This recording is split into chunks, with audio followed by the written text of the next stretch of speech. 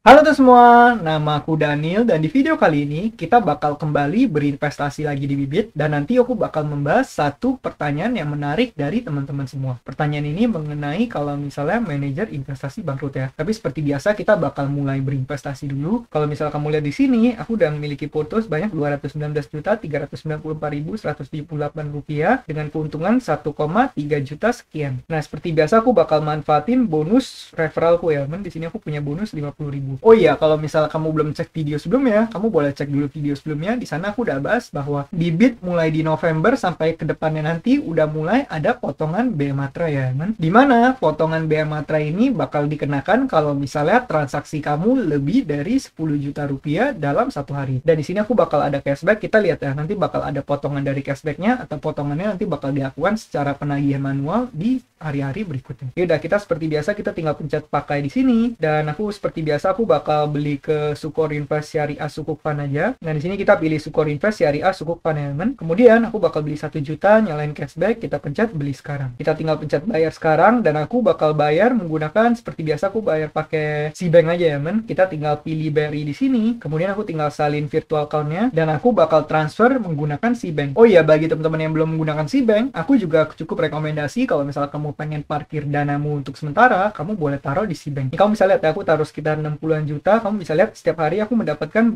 bunganya itu sekitar 10.000, tapi potong pajak 2.000, lumayan ya teman, dapat 8.000, bisa beli Indomie berapa bungkus, lumayan banget ya teman. Dan selain mendapatkan bunga harian, kamu juga bisa invite teman kamu. Bagi kamu yang pengen menggunakan Cbank, kamu boleh menggunakan kode referral ini SYMG43 supaya kamu dapat bonus saat awal berinvestasi. Nah, nanti kalau misalnya kamu udah mulai naruh uang di Cbank, kamu punya kode referral, ini kamu bisa bagi ke teman-teman kamu, lumayan ya teman, kamu juga bisa mendapatkan bonus referral. Kalau kamu punya bonus referral, nanti bakal seperti ini, 75.000 hadiah referral. Kalau kita pencet buka di sini, kita pencet claim, nih kamu bisa lihat ya, aku bakal langsung mendapatkan 75.000 rupiah ini karena ada temen yang mendaftar menggunakan kode referral dari si bankku ini ya teman. Dan nanti 75.000-nya ini bakal langsung diakumulasikan ke rekening ini. Kita tinggal nunggu berapa saat aja ya, biasanya sih bakal makan waktu beberapa menit. Ya udah, seperti biasa kita bakal melakukan pembayaran aja teman. Caranya kita tinggal pencet transfer di sini. Kemudian di sini kita pilih Bank BRI virtual account. Kemudian kita tinggal masukin nomor rekeningnya. Kemudian kita pencet OK, kita pilih Briva OY, kemudian nama kamu di sini. Dan seperti biasa kita masukin angka yang tadi kita request. Jangan sampai beda ya, teman. Kalau sampai beda, nanti pembayarannya bisa gagal ataupun malah takutnya bisa kehilangan dana kita ya, teman. Ya udah, kita tinggal pencet selanjutnya di sini. Kamu bisa lihat biaya transfernya gratis. Ini aku suka dari Cbank, dimana kita bisa melakukan transfer secara gratis, dikasih kuotanya 100 kali setiap bulan, teman. Berikutnya kita tinggal masukin PIN seperti biasa. Pembayaran berhasil. Pembayaran dari terima. Kalau kita back aplikasi Bibit, kita reload, harusnya di sini udah bertambah ya kan. Nah, sekarang saldo cashback udah 0. Kalau kita lihat ke bagian transaksi, udah ada bonus 50.000 dari cashback, kemudian 1 juta dari Syariah Sukukvan. Mungkin untuk penagihan BM Matranya mungkin ditaginya di hari kerja ya kan. Aku nggak tahu juga, nanti kalau misalnya udah ada pembayarannya, aku bakal tunjukin ke teman-teman. Karena saat ini aku melakukan pembelian di hari Minggu, berarti seperti biasa pasti diprosesnya di hari Senin ya, seperti yang udah aku bahas di video sebelumnya. Nah, jadi gitu ya teman, cara berinvestasi di Bibit. Sekarang kita bakal langsung mulai menjawab pertanyaan dari Kak Mets. Kak, apakah mungkin fund manager bisa bangkrut? Contohnya taruh di Sukor Invest. Apakah possible untuk Sukor Invest bangkrut dan dana kita hilang semua? Nah, jadi seperti yang aku bakal jelasin nanti, sebenarnya Bibit itu bisa bangkrut, fund manager juga bisa bangkrut ya teman. Cuma apakah kita bisa kehilangan dana kita semua? Kita bakal bahas di sini. Nah, kalau misalnya kamu pengen dapat informasi lebih lanjut mengenai pertanyaan-pertanyaan seperti ini, kamu bisa ke faq.bibit.id atau bisa juga ke artikel.bibit.id. Di sini aku udah buka satu artikel di mana isinya adalah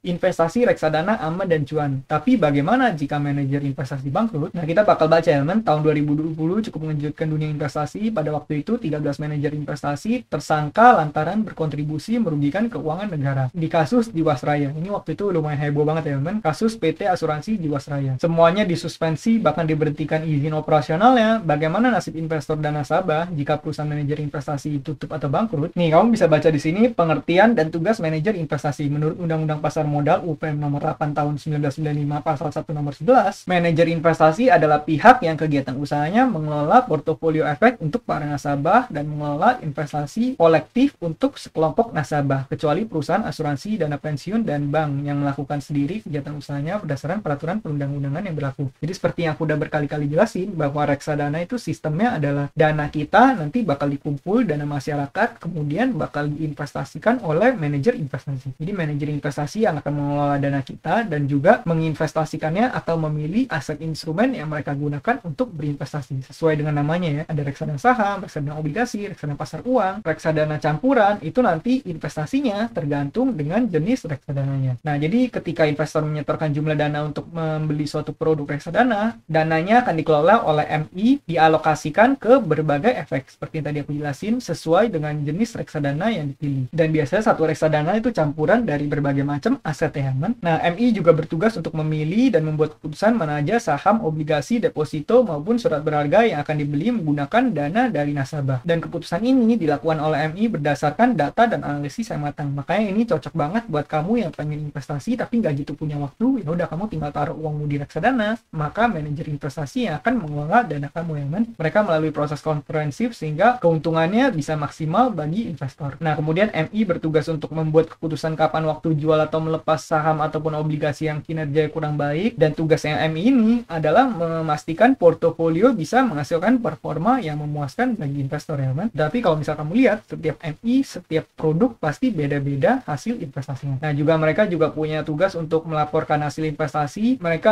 harus membuat laporan, harus menyampaikan hasil investasi. Dan kalau misal kamu pengen lihat laporannya, ini juga udah bisa ya, kan? Yang biasa aku tunjukin ke teman gimana cara membuka fund fact sheet. Di situ kamu bisa lihat laporan lebih lengkap mengenai suatu reksadana. Nah, tapi apa yang terjadi kalau misalnya MI bangkrut? Nah, pembahasannya di sini ya, men. Reksadana merupakan kontrak investasi kolektif antara manajer investasi dengan bank kustodian yang bertujuan mengumpulkan dana dari masyarakat untuk kemudian diinvestasikan di produk pasar modal. Nah, di sini kamu bisa lihat ya, kata kuncinya di sini adalah bank kustodian. Artinya apa? Artinya sebenarnya dana kita itu bukan dipegang oleh manajer investasi secara langsung. Jadi kalau misalnya kita katakan kita investasi 100 juta. 100 jutanya itu nggak dipegang oleh manajer investasi, tapi 100 jutanya itu ada di bank kustodian. Bank kustodian yang bekerja sama dengan manajer investasi. Kamu bisa lihat berarti dalam reksadana terhadap dua pihak, yaitu manajer investasi dan bank kustodian. Hak dan kewajiban dari masing-masing pihak udah tercantum dengan jelas dalam kontrak tersebut. Secara sederhana, kewajiban manajer investasi adalah melakukan pengelolaan dana, dan atas pengelolaan tersebut, perusahaan diperbolehkan mengutip biaya pengelolaan. Jadi sebenarnya manajer investasi itu mereka mendapat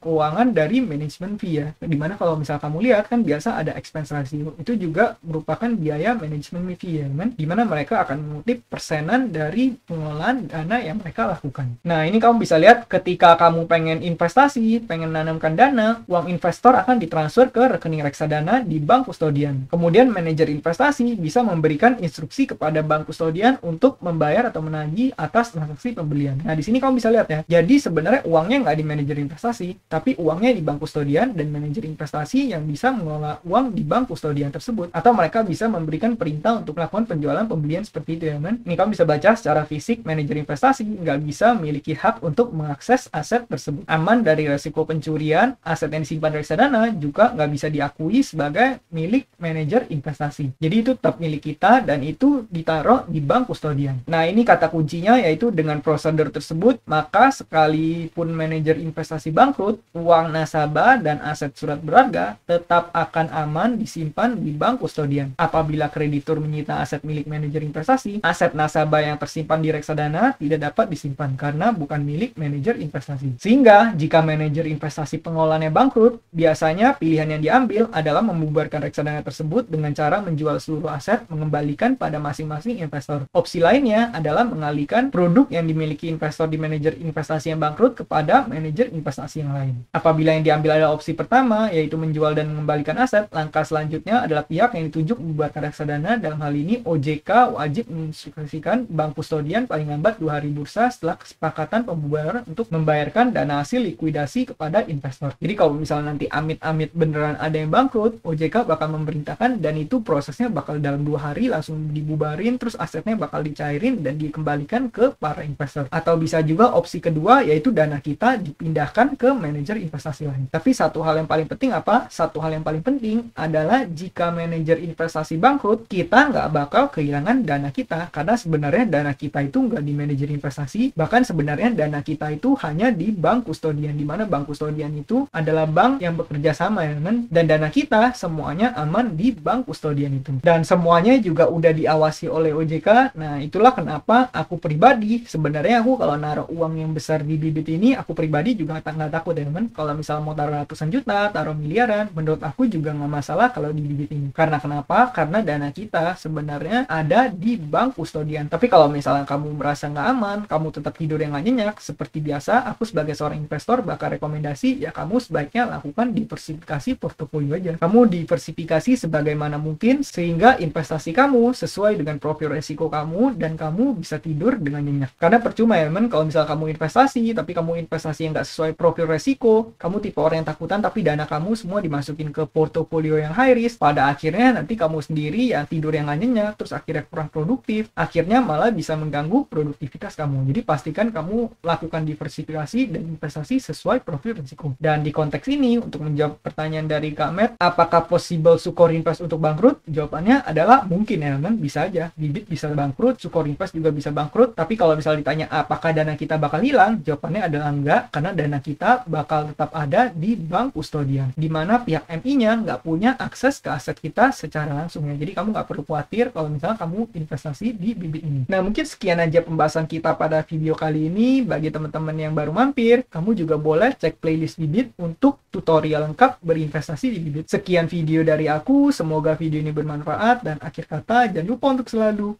invest in yourself. Sampai jumpa di video berikutnya. Bye.